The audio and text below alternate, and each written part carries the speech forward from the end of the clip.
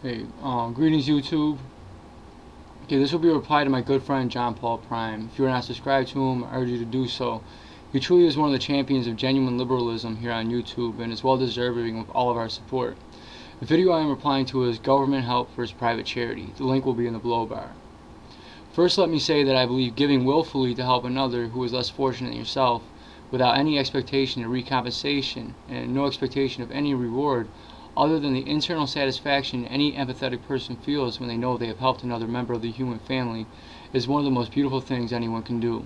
I will not, because I cannot, deny this. However, private charity has severe limitations. Most of the bigger charities are designed for specific functions, disaster relief and such. Most of the things that the government does in charity is food stamps, housing assistance, HEAP, which helps with heating and electric, and Medicaid and Medicare and Social Security. You know, private charities are not necessarily designed for this. They're designed more to help the Hurricane Katrina relief, when things, like earthquakes, things of this nature, things that really tear your heart out right then and there, and that make people like, oh my God, I have to give, I have to give, I have to give. There's, I think, a tendency in people to, when you see something that traumatic, it stirs something in, many of us, I hope most of us, to want to help. And not that I would assume most of my subscribers probably want to help with, if you're like me, with every problem that exists in the world. But face it, there's a lot of people that really don't care. They blame the unemployed for them being unemployed. And granted, some of them don't really care about getting a job, but there's just not enough jobs. That's the reality of the situation. There are not enough jobs.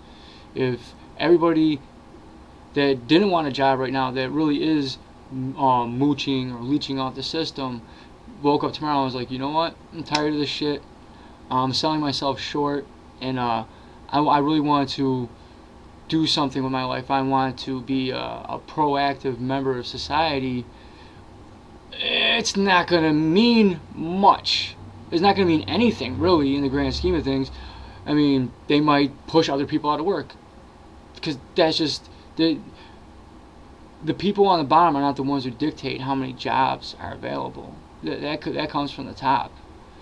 So to blame those on the bottom, even the ones who are abusing the system, to me, I consider them victims also.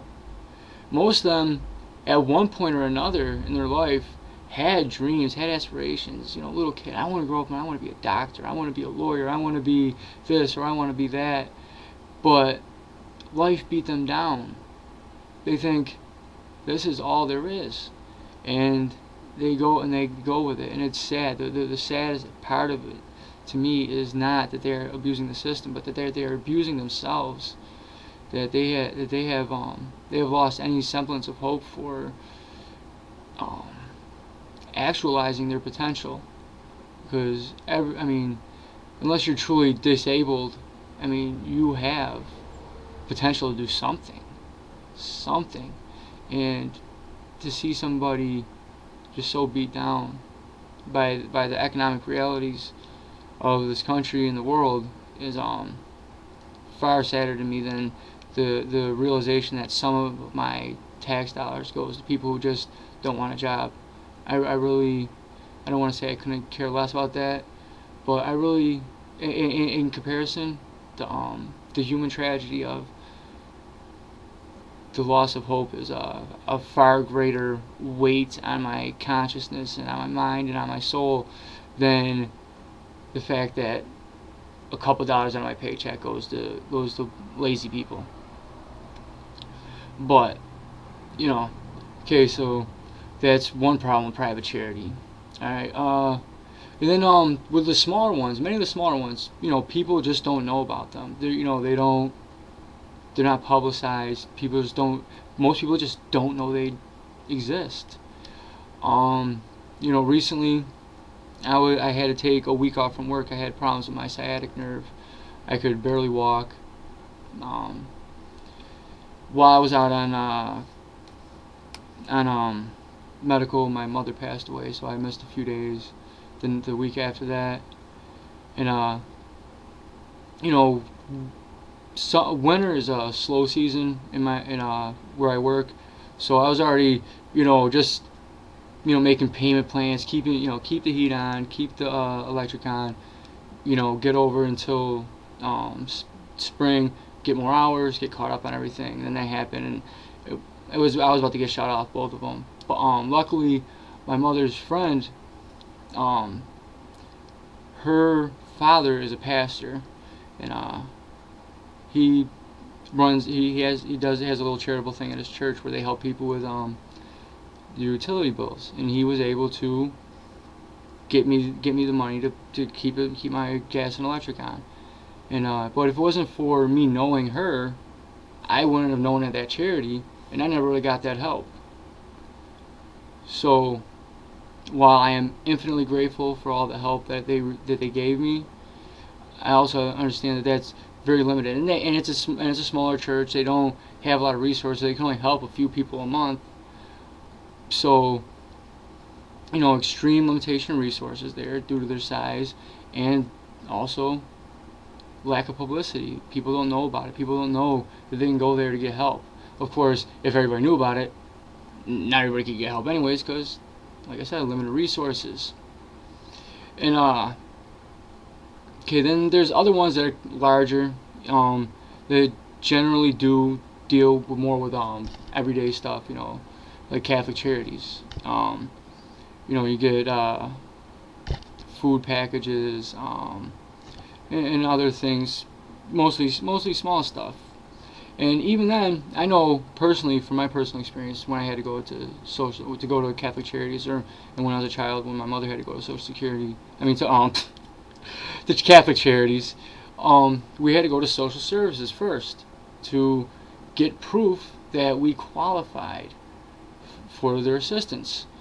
One of the perks, a lot of conservatives like to bring up about private charities, that dollar for dollar, it's a higher percentage of it makes it to the recipient of the assistance, and this is generally true. However, it is largely because their overhead is next to nothing, because the government handles that for them. So while I'm all for private help and government help, I'm all for people helping people in every way possible. But you eliminate the government assistance, Catholic Charities is either going to do one of two things. You're either going to have to stop doing it because they'll be swamped with too many things, trying to figure out what to do, or their overhead's going to go way up, and they're going to need more donations, and who's to say they're going to be able to get them? Again, it goes back down to limited resources, especially when it comes to the everyday stuff. You see it, the demonization. I know I just talked about this a second ago, but that is the problem. It's not just the policies of the conservatives and the so-called libertarians. It is the memes they promote. It is this notion that you get in life exactly what you deserve. And don't get me wrong, take my position in life right now. I know that it is largely a result of a whole series of bad decisions I have made, and I own that. It's hard. It's hard facing the reality that, look, man, you fucked up bad. You could have did all kinds of different things besides what you're doing, and you fucked it up. But so if you eliminate the government programs, you will actually hurt a lot of the private charities by making them far less efficient. their overhead will go up, which will result in them either being able to help less people, or they will have to, you know, seek more donations, and these things are not guaranteed. Again, especially for those everyday necessities, the that really are necessary. I mean, when it really boils down to it, I mean, you have your state, you know, the state. I have a hard time referring to North Korea as communist and China as communist. North Korea seems more in line with pharaonic Egypt almost than a Marxist vision, and China is just I don't know. I don't see how you can possibly reconcile that with what Marx taught.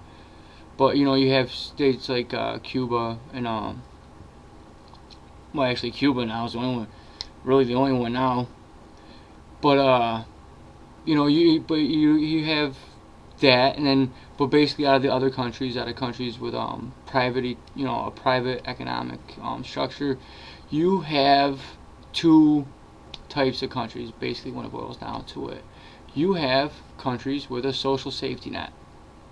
Granted, the social safety net is still just a stopgap for the inherent failings of the capitalist system, but it's better than nothing. Then you have countries with no social safety, a cycle of incredible repression, civil war, and incredible repression during the Civil War too, because the capitalist system does not aspire to or desire for full employment. And if you don't have full employment, and you don't have something to help those who are left behind, you're going to have starvation. You're going to have serious human suffering on your hands. And people will only take that for so long. People are not going to stand there and do nothing while their neighbors die. They're not going to stand there and do nothing while their children sit there crying in the bed wanting food, but you just can't afford it because you can't get a job and there's no social safety net. And especially in America, the American population is an incredibly heavily armed population. And one of the reasons why this is probably the one area I can think of I agree with the conservatives on, I am opposed to gun control. I think it provides a counterbalance. It makes it, maybe some of the more pragmatic will be like, hold up, you know, maybe eliminating welfare and social service, social security would be a bad idea because these motherfuckers got a lot of guns, and if we really do try to make them starve, eventually they're going to start aiming the guns at us. Now, obviously, I don't want to see that because I don't want to see people starve. I don't want to see people shot. I don't want to see people fighting. I don't want to see violence. I don't want to see suffering. I don't want to see any of that shit. But you know, it's kind of like a domestic mutually assured destruction, I guess you could say. You know, they try to starve the working class. The working class will you know, like I said, turn the guns at them. You know, but I don't think it'll come to that. I think calmer heads will prevail. At least I hope they do. But yeah. So you know, so really that there's failings with the government help too, because really it is just a band-aid on an open wound, on an open gushing blood wound that will always be there as long as capitalism is there. So you know, really we need to start working towards but that's one of the things that we need to keep this there for. We need to fight to keep it there. Yeah, but we need to also be under the realization that this is just a stopgap measure. We need to educate ourselves. We need to educate others. We need to support programs that educate the children, because an educated populace, an educated workforce will eventually come to the realization that, hey, wait, we can control this. And through sheer numbers, we can do this peacefully. We can, through the democratic process, and when they try not to listen to our votes, we can take to the streets and let them know, look, we don't want bloodshed, we don't want fighting. But you have to face the reality of the situation that you can't afford to kill us all. So, basically that's it. Alright. Peace.